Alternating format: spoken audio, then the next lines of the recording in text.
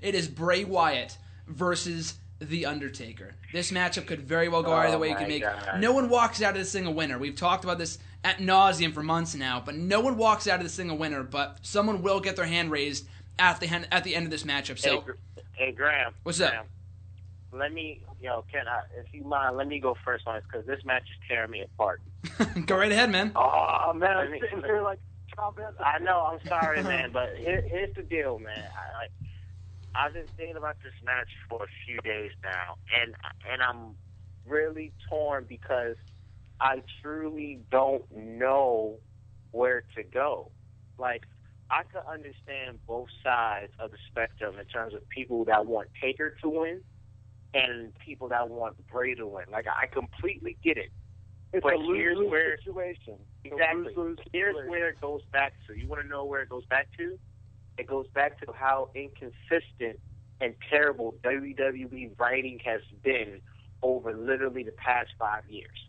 Because anybody that watched in the late 90s or early 2000s, when the writing was so good, guys can lose big-time matches and bounce back. With writing today, you're not sure if a guy can bounce back.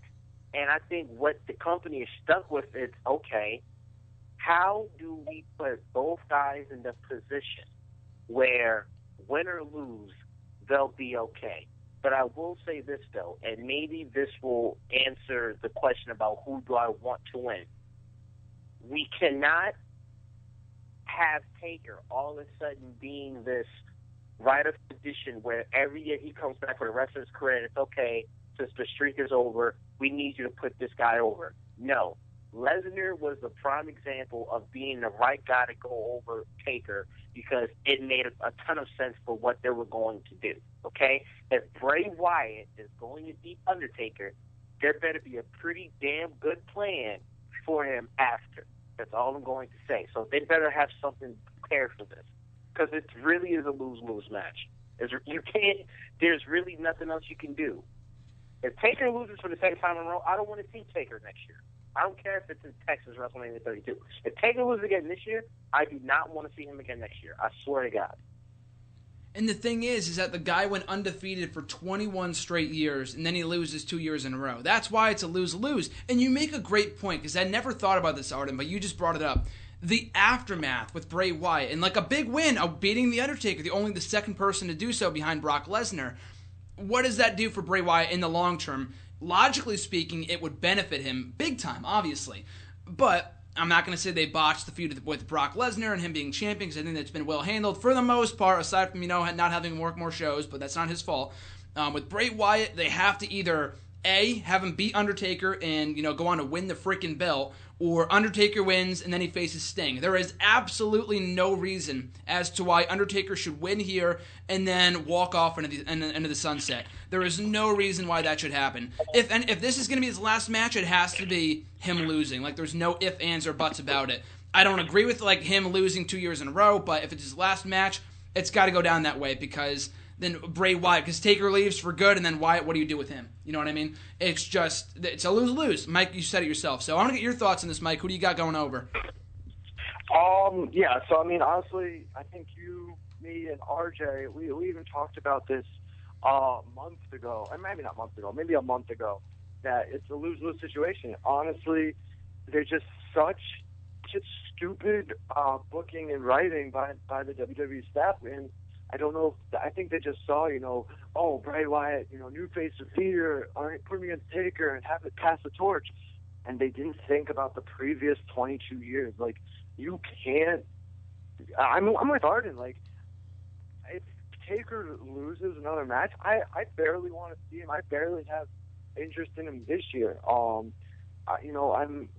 love Undertaker. One of my favorite, probably top 3 wrestlers. But especially with no streak, his whole mystique and his whole deal goes down significantly. He's just a 51-year-old guy now. So him, if he loses 2 years in a row after winning 21 straight years, is just really, really just stupid writing and booking. I think best case scenario in this match is a Taker win, and I just think with Taker winning, a lot of people are going to be like, Bray Wyatt, how does he lose to this 50-year-old guy? Wyatt's going to get buried. I don't think, and I totally agree though, it's a lose-lose, but I don't think it could be as bad as we're making it out to be. Initially, a month ago, I remember saying, this is terrible, blah, blah, blah. I don't think it could be. I think that they could, if Wyatt loses, Taker goes over, it's not like the end of Wyatt's career or anything like that. If they make him look strong, like Punk did a couple of years ago, like Shawn Michaels did, like Triple H did, granted, they've done that story where, Taker's got taken to the limit, basically. They've done it, but I think that's the only way you can book it with him these days. But if you make Wyatt look really, really strong and take Undertaker to his limit, with Undertaker going over, that's the best case scenario. As to my prediction, who's going to win? I got Undertaker. Who I want to win? I got Undertaker. But like I said, especially too with him not showing up at all during this, it's just been really hard. And Bray Wyatt's promo last night absolutely killed it. I thought he did an awesome job last night with his promo. But one guy selling a match is really difficult. They had a couple of cool things, but I'm just not as excited about this match as I feel like I should be.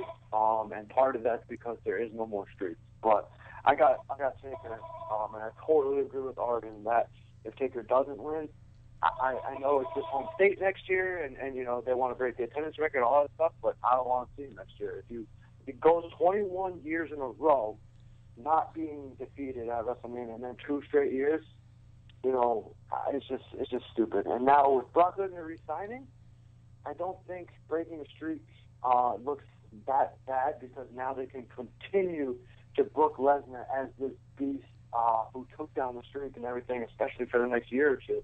So it doesn't look that bad. But Taker's got to go over. Anything other than Taker winning is just stupid. Essentially, on paper, it's a loser versus loser match. Both guys lost to WrestleMania last year, therefore, why should I care about it? Based off Undertaker not being there, they made the most of it. Bray Wyatt has, like you just said, Mike. I thought his promo last night was exceptional. I thought it was great. And you make a great point, too, because one of the biggest criticism coming out of WrestleMania 30 was, and we talked about this last week, was the streak being broken worth it? And now that Lesnar is re-signed, a case can be made that it was. Ruining a 21-year investment, I understand that, and I still say that the streak should not have been broken. But in terms of... I agree with you. And I don't mean to cut you off real quick, though. I apologize for cutting you off. But I agree with you that I don't think it should have been broken. I think it was a bad decision.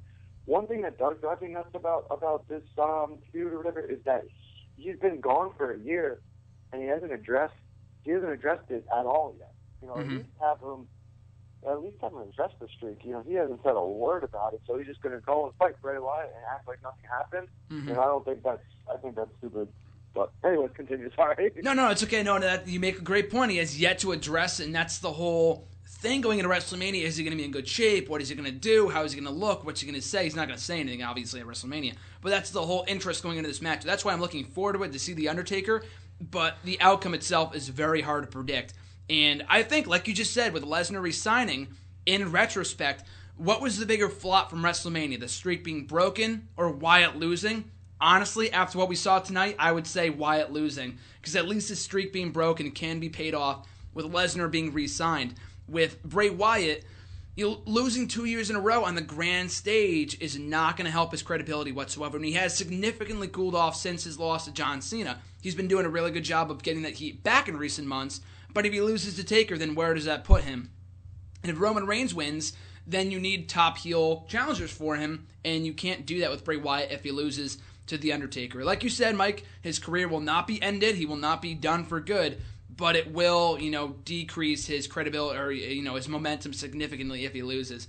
But, you mentioned yourself, The Undertaker has not been seen or heard from WrestleMania, which is why I feel like Undertaker will go over, shows up the next night on Raw, and to address the streak being broken, coming back, winning his first match since last year. He's about to speak, Sting comes out, you set that up for next year. You don't even have to say a single word. Undertaker's about to speak, and Sting comes out instead. You set that up for WrestleMania. So I feel like that's something they can do for the post-night Raw, for the next night's Raw. Whether they do, at the end of the show, in the middle of the show, doesn't matter. But that's my prediction. Undertaker goes over. They set up him versus Sting for WrestleMania 32. And that match, it's still going to mean something, but if Taker loses, I absolutely agree with you guys. The match will not mean as much if Taker goes into that match with Sting with 2 losses. I mean, it doesn't make any sense. So, RJ, after all of that, what is your prediction for Bray Wyatt versus The Undertaker? This is a tough one for me. And you were in attendance for Wyatt's Wyatt's last year, Yep. and you saw it firsthand. And I was heartbroken. As we all were. As the Wyatt. No, I was heartbroken for Wyatt. I wasn't heartbroken for Undertaker. I just can't stomach another Wyatt loss. I know everyone's point of Undertaker winning. I think the streak should have been broken. I think it should have been broken way earlier than it was. I think Randy Orton should have broken at 21, or Shawn Michaels should have won the second match. 26, yeah. 26. I think Shawn Michaels had plenty of years left on his belt, but that's another rant for another day. And I think, obviously, Lesnar has capitalized off his win of the streak last year, becoming the Beast and being a monster this whole last year, and him re-signing, he can keep going off of that. But Bray Wyatt was hot as hell going to WrestleMania last year. That legacy promo? Hot as hell, and then he loses to Cena. Yeah, he won Extreme Rules in one of the worst matches ever, and then lost again at Payback. But then I think he was in the Money in the Bank match, but did nothing. And then he wrestled against Jericho in a okay feud, went over at SummerSlam. No, he didn't go over it. He won, yeah. He went at SummerSlam, but it was what it was. Left, came back, then he beat Dean Ambrose, and then he got his heat back on him. And I think losing again, where does that put him? As one of the top heels in the WWE, if he loses again, who does he face next? Where does he go from here? Exactly. I think, obviously, everyone... And then if he loses Undertaker, he doesn't get his win back. Like, Mike said that, like, other guys could come back from, like, CM Punk and Triple H and Trump, but they're established names, and them losing Undertaker isn't that big of a deal. Exactly. Bray Wyatt has no credibility behind him, has never won a title, ever won a title, not even NXT or whatever. So he has zero credibility behind him. He's built this whole character up to become somewhat of a threat, even a threat that people even thought he was going to lose to John Cena, beat John Cena, which he should have, but whatever. Another rant for another day. Yes, that's another rant for another day. But I think I wouldn't care that much if Undertaker lost again, because I think they could have Sting lose this year and then have Sting and Undertaker next year. Kind of just like the two has-beens lose again, but they can still build off the icon versus icon. And I don't think the casual fan that would see, Undertaker and Sting, they wouldn't really go as back deep, from last year, as deep as we're dissecting this and think of the losses and stuff like that. I think I have to go with Wyatt. I know everyone's Undertaker predictions, but I have to go with Wyatt. I think it'll hurt him 10 times worse if he loses than it'll hurt Undertaker to lose again. What do you think Bray Wyatt goes after WrestleMania? If he wins and Rollins wins, I could see them doing a program with them.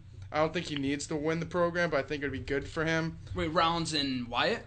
Reigns and Wyatt. Oh, Reigns and Wyatt, okay. Because I think what other face would you have him really battle, I guess? I think Reigns would have to be the one. It would have to be, for the championship. For the championship, because where else would he go? He already had Cena, so that's a face out of the way. Mm-hmm. He's already, if Bryan wins, maybe have him and Bryan, but I don't think they'd have Bryan lose the title right away to Wyatt. And I think they have shown over the years that Wyatt had plenty of chances to win the belt, and they just never really gave him a chance to win the belt.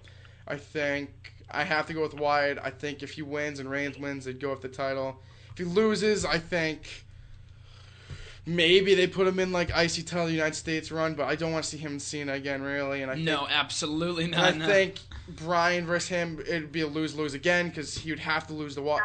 It would make no sense for Bryan to win, then drop the Wyatt. Exactly. Immediately, anyway. And like I said, they've had so much time to give Wyatt a title last year or the year before that, and then they just never did. Mm-hmm. I think the IC title back a year or two ago could have built him up bigger, but I don't know, I'm going with Wyatt. You mentioned, I remember about a year ago, coming after, out of the Money in the Bank pay-per-view. Remember you were saying like he should be Intercontinental Champion? That was before Jericho came back, and we knew, we didn't even know that was going to happen, obviously.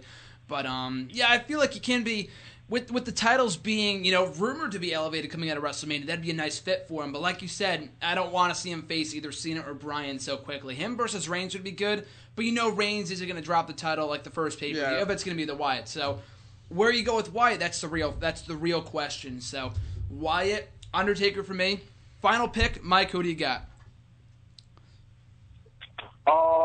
For Taker Wyatt? Yep. I got Taker. And Arden, what's your final pick? Taker, man.